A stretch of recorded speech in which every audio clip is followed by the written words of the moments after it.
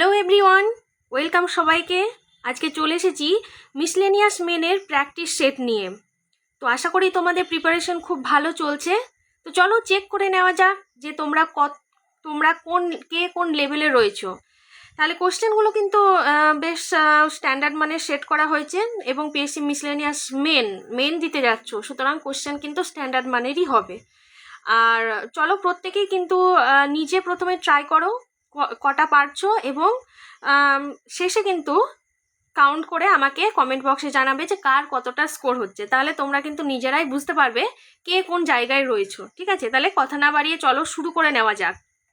তাহলে প্রথমেই রেখেছি দেখো অ্যাব্রিভিয়েশন, 5টা অ্যাব্রিভিয়েশন যেটা থাকে। এই যে দেখো প্রথমেই 5টা অ্যাব্রিভিয়েশন, তোমরা চেষ্টা করো, এখানে 5 দুগুণে 10 নাম্বার রয়েছে। হ্যাঁ, 10 নাম্বার রয়েছে, তোমরা কিন্তু কাউন্ট করে বলবে কার কত স্কোর হলো। আচ্ছা, OECD, RDBMS, SIDBI, TRIPR আর UNHRC। আচ্ছা দেখো প্রথমটা OECD, organisation of economic cooperation and development. আচ্ছা, যারা বাংলায় পরীক্ষা দেবে তারা কিন্তু এভাবে বাংলাতেই লিখবে। ঠিক আছে, organisation of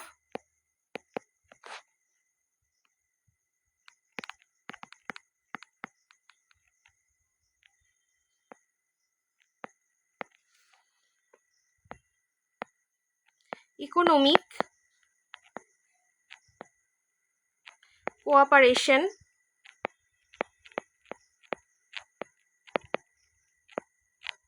and development.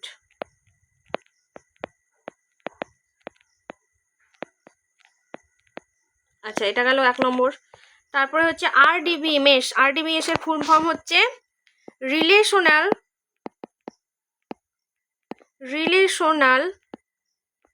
Database management system.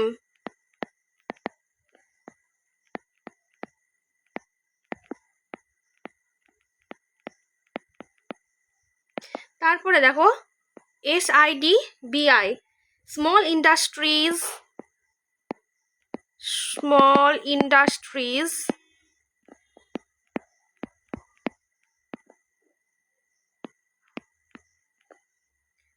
Industries development bank of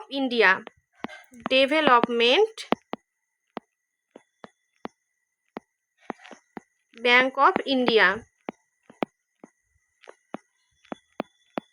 তারপরে দেখো TRIPR, এটা হচ্ছে তোমার ট্রেড রিলেটেড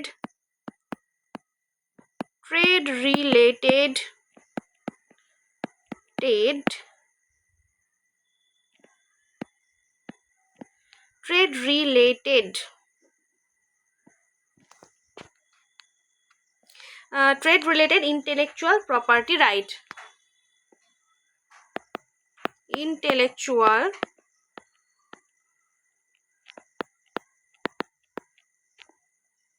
property right. তারপরে দেখো UNHRC, ইউনাইটেড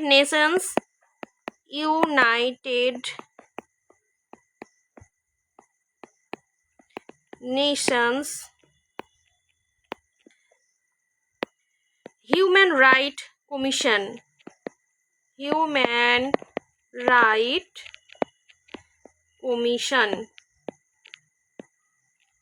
এই গেল তোমার 5টা অ্যাব্রিভিয়েশন। এখানে 10 নম্বরের মধ্যে কার কত আসলো একটু চেক করে নাও, দিয়ে জানাও। তারপরে হচ্ছে তোমার 5টা স্কিম দিয়েছি, এখানে 4টে তোমার সেন্ট্রাল গভর্নমেন্টের এবং একটা স্টেট গভর্নমেন্টের রাখা হয়েছে। ঠিক আছে, প্রথমে দেখো জননী শিশু সুরক্ষা কার্যক্রম, এটা এসেছিল 2011-তে। তারপরে national rural drinking water programme হবে। হ্যাঁ, এখানে ওয়াটার প্রোগ্রাম, এটা এসছে 2009-এ। তারপরে মিশন ইন্দ্রধনুষ, এটা 2014-তে। ঐক্যশ্রী 2019, এটা হচ্ছে তোমার আমাদের স্টেট গভর্নমেন্টের। আর ন্যাশনাল আয়ুষ মিশন এসেছে 2014-তে। হ্যাঁ, এই গেল তোমার 5টা স্কিম। তারপরে দেখো এবার আসছে 15টা তোমার question current affairs plus GK থেকে। এখানে আছে 15 দুগুনি 30। তাহলে প্রথম কোশ্চেনটা, where has India's largest solar cell and module manufacturing unit been inaugurated? এটা হচ্ছে তোমার তামিলনাড়ু। হ্যাঁ, Tamil Nadu. 2 number, Bart De Wever has been elected as prime minister of which country? এটা হচ্ছে বেলজিয়াম। এগুলো কিন্তু খুবই ইম্পর্টেন্ট, ইন্টারন্যাশনাল যে অ্যাপয়েন্টমেন্টসগুলো আছে। বার্ট ডি ওয়েভার তাহলে পিএম হচ্ছে বেলজিয়ামের। তারপর দেখো, inland mangrove of Guneri which was seen in news is located in which state? Guneri. Guneri দিয়ে মনে রাখতে পারো, জি দিয়ে, জি ফর গুজরাট। হ্যাঁ, আচ্ছা, এটা কিন্তু আমি শর্টকাটে লিখছি, পরীক্ষায় কিন্তু শর্টকাটে লিখলে হবে না, পুরো লাইনে কিন্তু কমপ্লিট সেন্টেন্স লিখতে হবে। হ্যাঁ, তারপরে দেখো, golden dome is a missile defence programme of which country? Golden dome defence প্রোগ্রামটা হচ্ছে তোমার মার্কিন যুক্তরাষ্ট্রে। হ্যাঁ,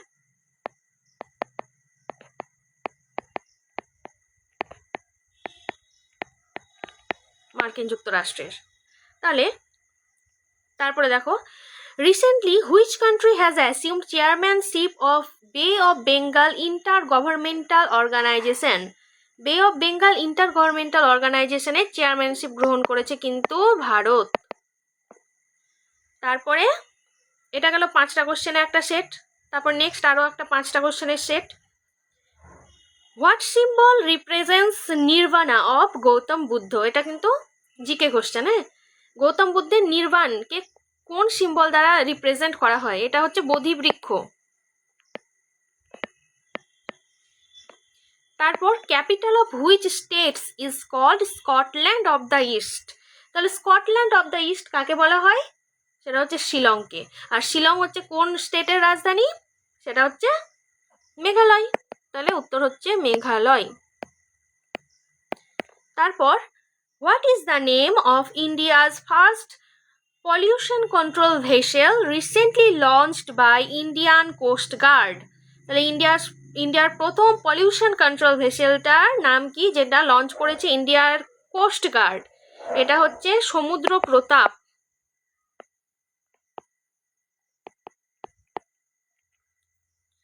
তারপর দেখো, Hampi recently seen in the news is located on the banks of which river?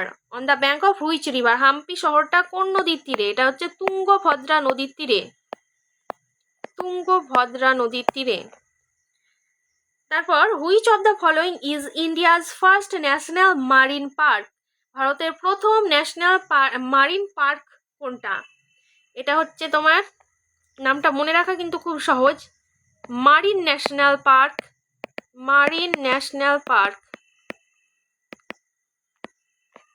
এটা কোথায়? গুজরাটের কচ্ছ উপসাগরে। হ্যাঁ, কচ্ছ উপসাগরে। এটা কিন্তু ইন্ডিয়ার প্রথম ফার্স্ট ন্যাশনাল মারিন পার্ক। তারপর আর একটা 5টা কোশ্চেনের সেট। What is the name of the Japanese organisation that was recently awarded the 2024 Nobel peace prize? তাহলে নোবেল পিস প্রাইজ পাওয়া জাপানিজ অর্গানাইজেশনটার নাম হচ্ছে নিহন হিদানকিও। Nihon Hidankyo. তারপর second question, which day is observed as national space day in India? National space day কবে? এটা হচ্ছে 22শে আগস্ট। ন্যাশনাল স্পেস ডে 22শে আগস্ট।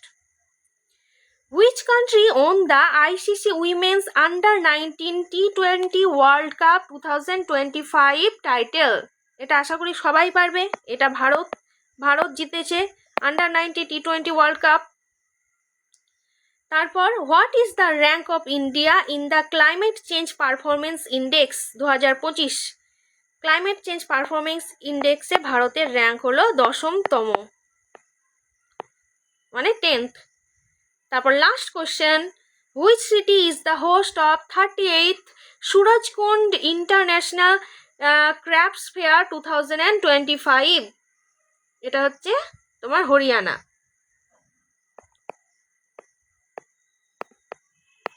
সিটি না, এটা স্টেট বললে ভালো হয়, ঠিক আছে? State is the host, Haryana হচ্ছে হোস্ট, ঠিক আছে? তাহলে এই গেল আজকের প্রথম প্র্যাকটিস সেট সিরিজ, ঠিক আছে? এটা কন্টিনিউ করব যদি তোমরা ইন্টারেস্ট শো করো। আশা করি কোশ্চেনগুলো তোমাদের ভালো লাগবে এবং যথেষ্ট স্ট্যান্ডার্ড কোশ্চেন কিন্তু সেট করা হয়েছে, অনেক ভাবনা চিন্তা করেই সেট করা হয়েছে। তাহলে তোমরা কিন্তু কমেন্ট সেকশনে আমাকে জানাও, যারা সিরিয়াস, যারা ভাবছো না ক্র্যাক করতে হবেই এক্সামটা, তারা কেমন কি স্কোর করতে পারছো আমাকে জানাও, এবং এরকম সিরিজ কিন্তু তাহলে আমি আরও কন্টিনিউ করব, ঠিক আছে? তো আজকের মতো এইটুকুই, আগামী ক্লাসে আবার দেখা হবে, ঠিক আছে? Tata, bye bye.